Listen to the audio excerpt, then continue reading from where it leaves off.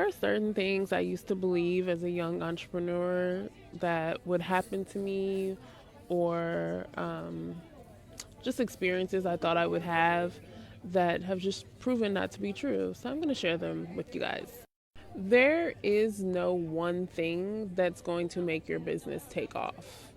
Like, there's not going to be a person that suddenly discovers you and is going to make your business what it will be for the next 10 years. There's certain things that will accumulate over time and trajectory that will happen, but everything is going to build upon the last thing. So you just have to literally just keep going.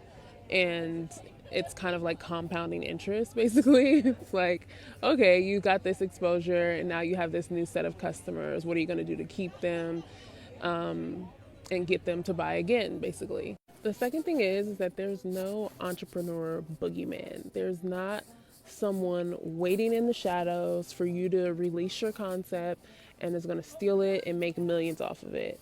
First of all, entrepreneurship is hard. Most people go into this thinking it's so easy, and most people are wrong. It's hard. There is a lot that goes into it: marketing, operations, finding vendors. Like, there's so much that goes into it. So, even if they did do that, the chances of them actually succeeding is very low, because the chances of you succeeding is also kind of low. And I'm sorry to say that, it sounds harsh, but it's true. And then the other thing is, if they did do that, they're not going to do it exactly the same way you did it. And just because you give them one step doesn't mean that they would know the next step, because your brain works differently from theirs.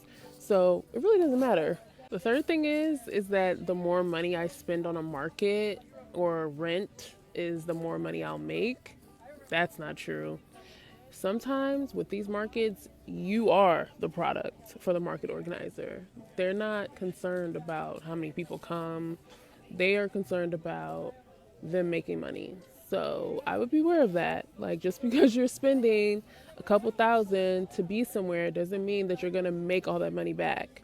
So really look at markets and rent as sometimes just a marketing expense, and that you won't maybe necessarily be able to determine the ROI on.